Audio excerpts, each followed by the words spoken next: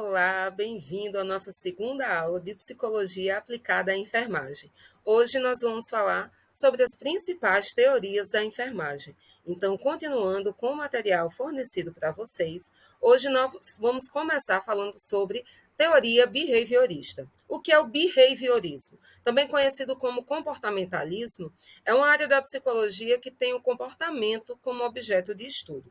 Ou seja, o comportamento, nesse caso, ele é definido por meio de respostas e estímulos e investigado por meio de diferentes métodos, né? Se destacando a observação do comportamento em ambiente experimentalmente controlado, a observação do comportamento em um ambiente natural e a interpretação de relações comportamentais orientada por evidências empíricas, ou seja, observadas.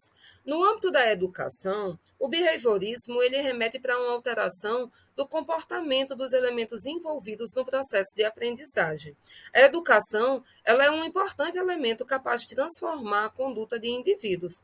Além disso, acreditava-se que com os estímulos específicos era possível transformar e moldar o comportamento de uma criança para que ela pudesse exercer qualquer profissão por ele escolhida.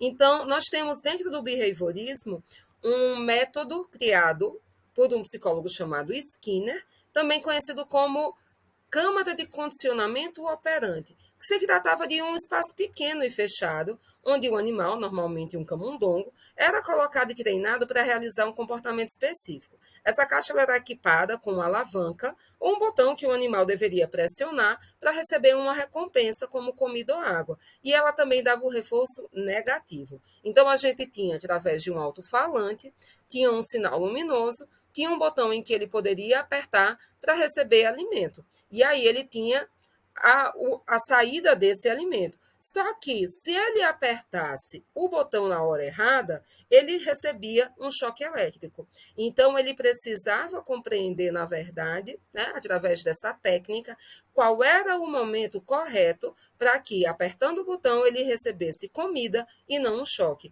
E assim, esse ratinho ele era condicionado a fazer o que a caixa esperava. Veja só, né?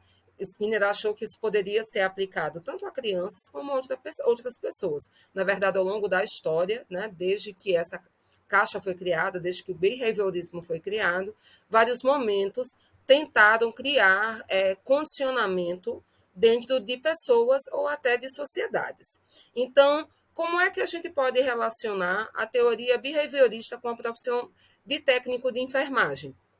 Veja só, né, como nossa própria imagem já mostra, desde crianças nós compreendemos e visualizamos o profissional de saúde como alguém que muito provavelmente vai realizar algum procedimento que causa dor, algum procedimento invasivo. E aí, ao longo da nossa infância, adolescência, vida adulta, nós vamos construindo estereótipos daquele profissional que nem sempre vai tratar bem, daquele profissional que vai realizar um procedimento que pode me causar dor, daquele profissional que muitas vezes não vai ter o cuidado adequado quando ele deveria ter. Então, quando eu me condiciono, quando esse paciente ele está condicionado a uma resposta já defensiva desse cuidado de enfermagem, eu preciso compreender que eu preciso tentar uma nova abordagem para ter um resultado diferente. Eu não posso esperar de um paciente reativo uma resposta diferente se eu tenho sempre o mesmo comportamento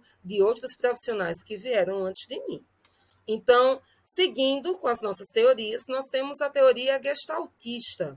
A teoria Gestalt é uma doutrina da psicologia baseada na compreensão da totalidade para que haja percepção de partes. O que é que isso quer dizer? A Gestalt é uma palavra de origem germânica, alemã, com a tradução aproximada de forma, de figura, né? Como nós vemos na figura aqui aparecendo para vocês.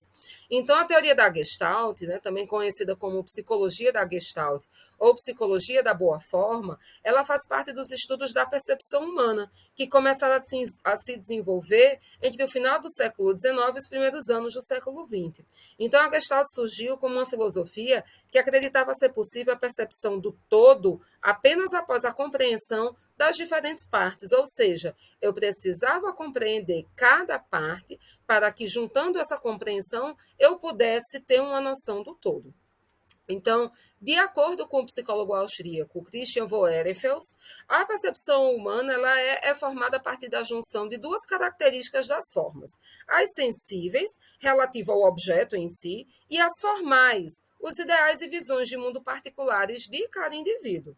O design utiliza as leis da Gestalt, muitas vezes até de forma inconsciente. Então, ela ajuda as pessoas a assimilarem informações e entenderem as mensagens que são passadas. O princípio básico dessa teoria é que o inteiro é interpretado de uma maneira diferente da soma de suas partes. Então, quando eu vejo uma imagem, todas essas imagens que nós passamos, o que é que você vê primeiro? Você vê primeiro as menores partes ou você vê primeiro o todo? Quando você vê o todo, você consegue observar os detalhes ou é através dos detalhes que você vai construir uma visão de todo? Então, na teoria gestaltista, eu tenho aqui um exemplo para vocês. Aqui a gente está vendo um desenho de o que seria uma senhora, não é isso? Porém, quando eu inverto esse desenho, eu tenho uma jovem, eu tenho uma princesa. Então, na teoria gestaltista, elas estabeleceram leis a partir da observação do comportamento do cérebro ao longo do processo de percepção dessas formas e imagens. Então, eu tenho um desenho aqui que, na verdade, vai me mostrar diversos outros desenhos. Qual é o desenho que eu vejo primeiro? Eu vejo primeiro o elefante, eu vejo um cavalo, eu vejo um primata, eu vejo um cachorro, um gato, eu vejo lá no finalzinho, eu vejo um rato. O que é que aparece primeiro para mim? Então, as leis básicas da Gestalt são a semelhança, a proximidade, a continuidade, a pregnância, ou seja, né, aquilo que gruda, o fechamento e a unidade. Como relacionar, então, essa gestalt ao processo de saúde e doença do nosso paciente? Né? Eu diria que a importância de ver as menores partes para depois enxergar o todo me permite avaliar cada parte que compõe aquele paciente para poder enxergar aquilo que torna ele um paciente ou um indivíduo. Então, quando eu avalio os diversos setores aos quais ele está relacionado, de maneira individual, eu posso aplicar isso na avaliação do todo. Eu não tenho como avaliar um todo sem antes parar e observar cada setor que levou ele até ali. Então, como a gente já falou de Freud anteriormente, a teoria psicanalítica, né, usa o método de associação livre, no qual esse paciente é instruído a dizer tudo o que vem à mente, e assim nós podemos detectar temas mais consistentes, manifestações de desejos inconscientes. Para Freud, a maioria dos eventos psicológicos é causado pelos impulsos insatisfeitos e por desejos do nosso inconsciente. Então, a estrutura da personalidade, segundo Freud, vai começar com uma mente consciente, que é o que nós chamamos de ego, e com uma mente inconsciente, que vai ter ali grandes traços do nosso superego e do nosso ID. Então, o ID, ele é aquilo que é regido pelo princípio do prazer.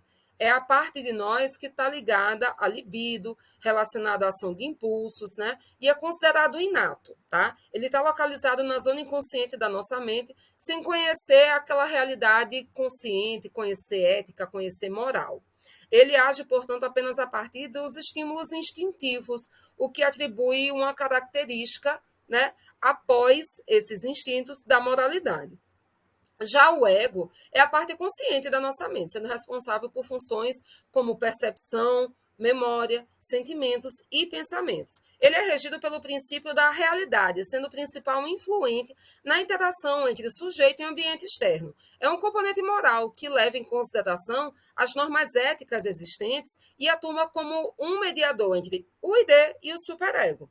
Então, restando o superego é o componente inibidor da nossa mente, que atua de forma contrária ao ID, considerado a hipermoral. Ele segue aquele princípio de dever, faz o julgamento das intenções do sujeito, sempre agindo de acordo com as heranças culturais relacionadas a valores, regras de conduta. O superego, então, é componente moral e social da personalidade. O superego, muitas vezes, é aquilo que nós vamos construir, baseados nas nossas construções familiares, nas nossas relações sociais, nas nossas religiões, naquilo que nós consideramos entre certo e errado. Então, ID e superego, basicamente, é aquilo que vai formar o nosso ego. Então, o ID diz, eu quero, né? O ego é aquilo que diz, acho melhor eu ter ali um pouco mais de cuidado e me segurar. E aí, o superego é aquilo que vai me dizer, você não deveria querer, tá? Então, dentro da nossa atividade de fixação de hoje, o que eu vou pedir para vocês? Descrever a nossa teoria behaviorista, descrever a teoria da Gestalt, os principais pontos que nós abordamos, tentar ali familiarizar do que se trata também a associação livre na psicanálise, falar um pouco sobre a psicanálise elaborada por Freud, como essas teorias podem contribuir no processo de cuidar da enfermagem. Então, tanto a teoria behaviorista como a Gestalt, como a psicanálise, podem ser aplicadas no cuidado com o paciente e como está descrita a estrutura dessa personalidade na mente de acordo com Freud. Basicamente é isso. Espero que vocês tenham gostado da nossa aula de hoje. Nos vemos na próxima. Até mais!